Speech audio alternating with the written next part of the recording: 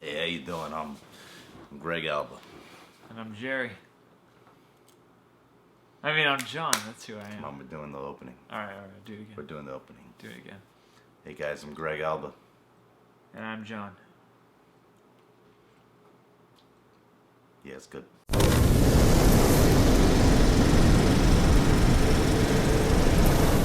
So we saw the movie The Nice Guys, people, and I can tell you this, it was more than just a nice time. Yeah. It was a great time. You could ask John, guys, ask him right now. We were watching the movie right before it started. I'm like, I kind of don't want to go to the theaters. But we went, and I did not regret it at all. It was a delightful film in so many ways. John, how did you feel about it? Yeah, I'm right there with you. I was sort of swept away by this movie. And when we were going in, I wasn't super psyched because, the advertising never quite grabbed me and some of the viral videos never quite grabbed me. But once we got into the theater, it was like the kind of movie they don't make anymore. It felt like a real movie. It felt like an older, sort of timeless movie, and it had so much personality. Yeah, for my friends who are into film, I make sure to use the word film when I'm around them. Guys, this is a legit film. Everything about it is just damn good movie making. The big obvious ones that we all sort of saw coming, Russell Crowe and Ryan Gosling have dynamic chemistry together. And it was exactly what I wanted when I saw the trailer. Okay, I want this to be a funny movie. I also still want some great characters out of these two because they're known to be character actors. Oh yeah, this whole thing is about characters, man. Yeah, this thing's full of personality. Oh yeah, totally. Russell Crowe's great in the role. I like seeing, overweight Russell Crowe. I feel like I can play one of those roles one day. He just has this natural demeanor now. just body presence. Just yeah, he's rough, tough. You don't want to mess with him. Well, it was cool to see him back in that kind of mode, because this is a film noir and stuff, so I was flashing back to, LA Confidential. Yeah, which weirdly, Kim Basinger's in this, too. Yeah, that's true. And maybe that's intentional. And Russell Crowe, it's he has gained some weight, but when he starts kicking some ass, it's believable. Yeah, I would not want to mess with this guy. Yeah, it's really believable. But Ryan Gosling, I thought, did a really good job. He took a character that he's really down on his luck, really depressed. He's an alcoholic, smokes cigarettes all fucking day long. He's someone who, can be perceived as kind of a loser. He's a lowlife and a fuck-up in a lot of ways. But then you get so many moments where you're like, but he's a great detective. Yeah, it's when he really rises to the occasion, when the circumstances come together and he really just has to rise to the occasion. He actually is very sharp at what he does, and that's kind of the fun, is seeing how these guys kind of both are where they are. It was a really natural buddy cop thing. It wasn't just you're loose and you play by the rules. This was these guys have two different sets of qualities that when they put them together, it works. You know what I liked about especially what they did with Ryan Gosling was he has these serious character issues. This character has some serious things he's dealing with. There were times where I was scared for them. Just for him, not because anybody had a gun or anything, but just scared because of the decisions he was making. Yeah, especially when he gets drunk. What I love about that was they didn't emphasize it too much to the point where it starts slowing down the film, that it starts becoming this dramatic, dark thing, and we really want him to cut out drinking and stuff, Well, yeah, it doesn't make that the point. It never, it's not a subplot. It's you can tell it's happening enough so that we can go, oh, this isn't good. Yeah, it doesn't take time to stop and go, hey, alcoholism's really bad. I just think their chemistry in the film was so natural. When you look at how they start off and then how they end up becoming really good, really close with each other, it's done in a way that's just so not cliche. There's no scene where you're hey, you're all right. You're all right too, buddy. What makes these characters so human is you get the sense that they're all having other stuff going on in their life while they're working on the mystery. Yeah. There's a lot of big Hollywood movies it's just their life is the mystery. Both of them have things going on that affect their characters, and so they're in worse and worse shape as the mystery gets crazier and crazier. Yeah. And it just makes everybody seem more like a fleshed out person. Totally. Which is totally. To the credit of Shane Black's writing. I know we didn't get a chance to finish Kiss Kiss Bang Bang when I was showing it to you, but I love Kiss Kiss Bang Bang, and I am one of the few people on the internet who is willing to admit he really likes Iron Man 3. Shane Black's directing, I feel is more solid than ever. He really does bring the 70s to life. It was a film that was shot in the 70s. It's kind of, it's not a flashy 70s film, trying to really make the 70s pop.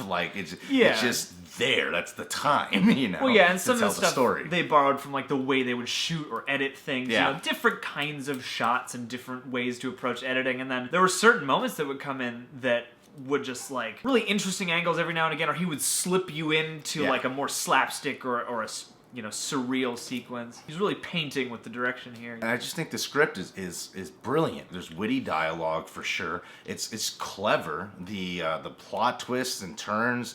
The right amount of like heartfelt character moments are there. Everything was like it was a funny, entertaining film where it never got too carried away in its comedy.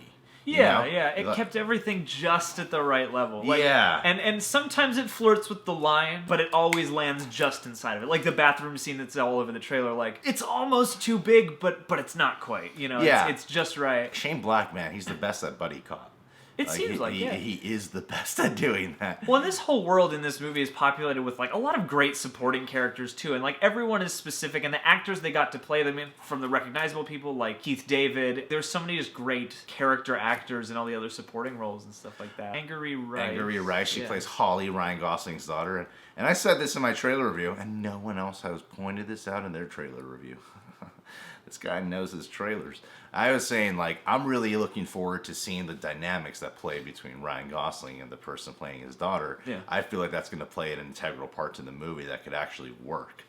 Seeing Gosling really playing a dad. I know in real life he is a dad, but this does show Ryan Gosling as an older character. You do buy him as a father, like, instantly. There's no question, like, you don't have a hard time adjusting to Ryan Gosling being a dad. It requires some chops for him to get this role, together, but he certainly nails it. It's not like, oh, almost. Because the daughter in the film, too, is a bit older. Like, he's kind of a young parent, you would get the sense. But he sells that. And he sells that, along with being this low-life private investigator and this sort of cowardly guy. He's not the best parent, but he clearly loves his daughter. Yeah, he clearly cares, and he's clearly trying. He's just also dysfunctional. So. Yeah. I really liked the girl. I thought the girl was great. Like, she wasn't some child actress from like, oh, she's so acting or whatever. Yeah. Like she seemed really natural with everything she had to do. Yeah, it was a very sincere performance. It was a really well-written character too. I really liked her. I feel like sometimes that kind of character can be kind of annoying. With her though, I thought she was smart. She was clever. She was never too smart to the point where I'm like, a girl her age just couldn't do that. You could see a really intelligent, smart girl at that age pulling off things that she was doing. Yeah, and it fits in with the world that this movie has around it because everything is kind of quirky. She brings a lot just to the dynamic, and I really enjoyed that. Partly because that's part of the diversity of this movie, I feel like, is there's so many different kinds of characters, and everyone's kind of represented in a way that's not super obvious. Yeah. And there's a lot of clever subtext hidden in the dialogue where people are just discussing attitudes that are, kind of in the cultural space right now. Issues of masculinity and femininity and age and all kinds of things, classes and stuff because of where it takes place and how. Yeah, it's very clever. It's very clever. It's a film in the 70s that also reflects on today. You just don't get films like this anymore. Yeah. And it's more than a throwback vibe, for sure. It's more. Yeah, it's not trying to be it's not. Yeah, it's not just a film where this guy likes these kind of movies, so he wants to resurrect it.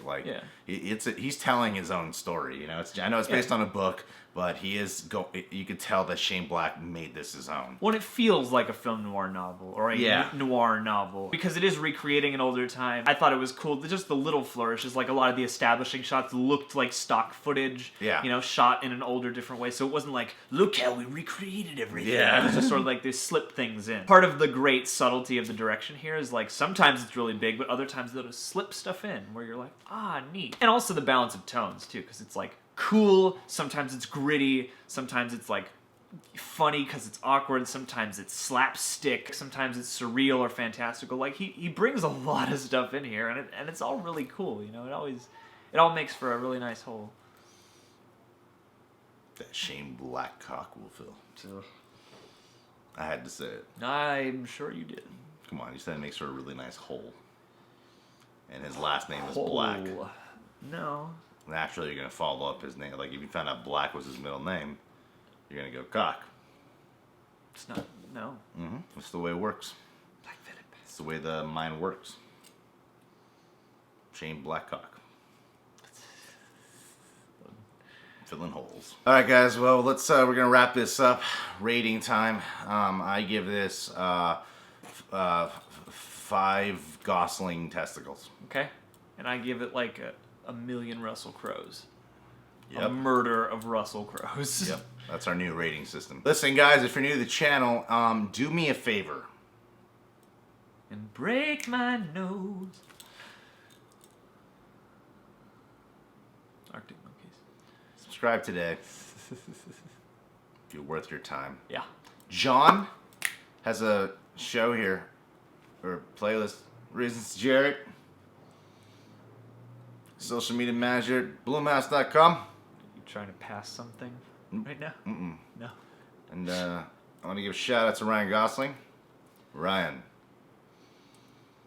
I wrote a rap song about you. There's a link in the description box for it. I wrote it many years ago, and I mean every word to this day.